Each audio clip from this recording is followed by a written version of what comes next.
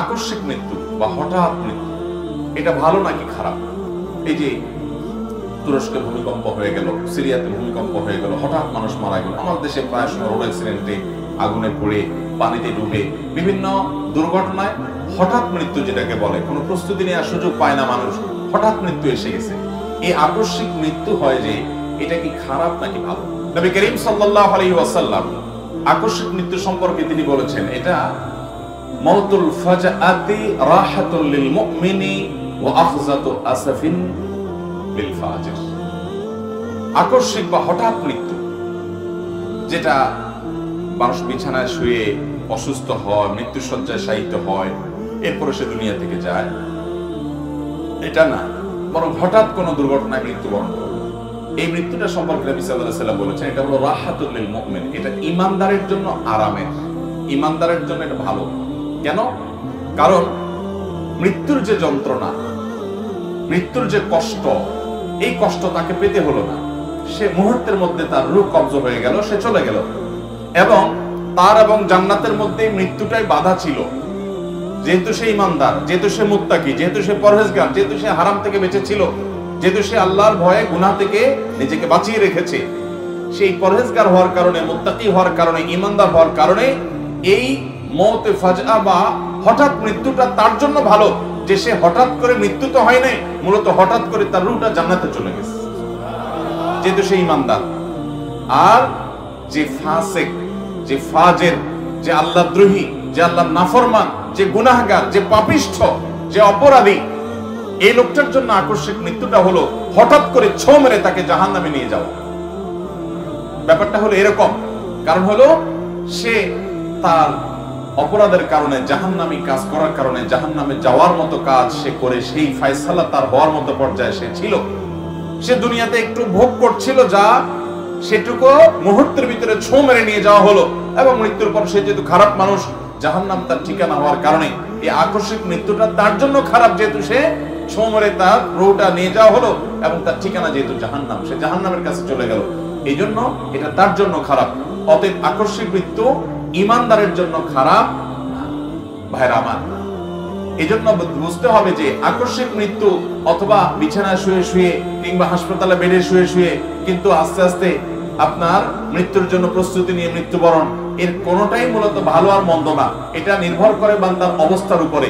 মানুষটা যদি ভালো হয়, মৃত্যু যেভাবেই হোক সেটা তার জন্য ভালো, আর যদি মানুষটা মন্দ হয়, মৃত্যু যেভাবেই হোক সেটা তার জন্য খারাপ। কথা কি বুঝাতে পারছি? তাহলে মৃত্যু কিভাবে হবে এটা আমাদের জন্য ইম্পর্টেন্ট না। আমাদের জন্য ইম্পর্টেন্ট হলো, গুরুত্বপূর্ণ হলো যে আমি কি করছি।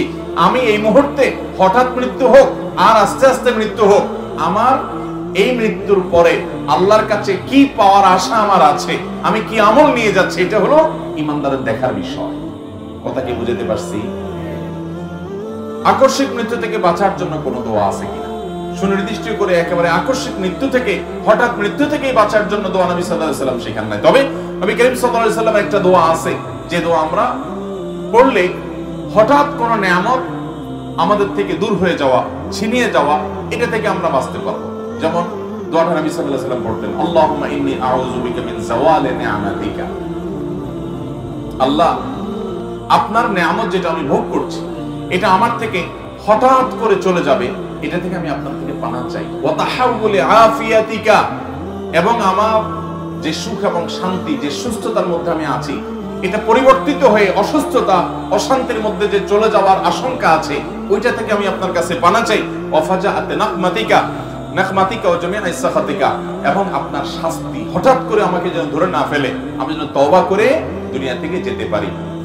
এবং ওয়া জামিআ ইসসাখাতিকা, এবং আপনার যত নারাজি আছে সেটা থেকে যেন আমি পানা চাই, সেটা থেকে আমি যেন বাঁচতে পারি, সেজন্য আমি পানা চাই। নবী সাল্লাল্লাহু আলাইহি ওয়াসাল্লাম এই দোয়া করতেন। এটা দোয়া করা যেতে পারে, মানে এই না যে এই দোয়া পড়লে আপনার আর হঠাৎ মৃত্যু হবে না, কিংবা হঠাৎ মৃত্যু হলে সেটা খারাপ হবে। এই দোয়ার মধ্যে বলা আছে যে আল্লাহ, আপনার নিয়ামত যেন আমার থেকে ছিনিয়ে না যায়, ছিনিয়ে না নেওয়া হয়, দূর যাতে না হয়, আমার সুস্থতা যেন অসুস্থতায় মানে পরিবর্তিত না হয়ে যায়, এবং আপনার হঠাৎ করে আপনার কোন শাস্তি যেন আমাকে পেয়ে না বসে। হঠাৎ করে মৃত্যু হলো, আবার আমি ফাসিক ফাজের থেকে যদি অবস্থা হয়, তাহলে তো হঠাৎ করে আপনার আযাবে আমি পাকড়াও হয়ে গেলাম, এটা যেন না হয়। অর্থাৎ আমি যেন নিজেকে পরিশুদ্ধ করে তারপর যেতে পারি। এই দোয়া আমরা আল্লাহর কাছে নিবেদন সবসময় আমরা করব, আর এর সাথে নিজেকে ভালো মানুষ করার চেষ্টা করব। তাহলে আকস্মিক বা হঠাৎ মৃত্যু এরকম কোনো কিছু যায় আসে না আমাদের জন্য ইনশাআল্লাহ তাআলা।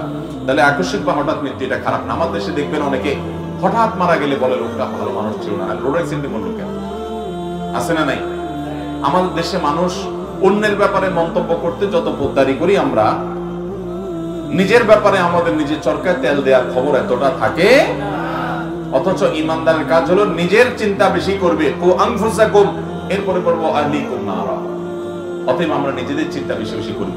দেখবেন ফেসবুকের এই যুগে কে কিভাবে মারা গেল, কে কিভাবে দুনিয়া থেকে চলে গেল, কার কি হলো, মানুষকে নিয়ে মন্তব্য করতে করতে আমাদের দিন যায়। আমার কি হাল আছে, আমার সম্পর্ক আল্লাহর সাথে কতটা আছে, এটা নিয়ে যোগ বিয়োগ করার সময় আমাদের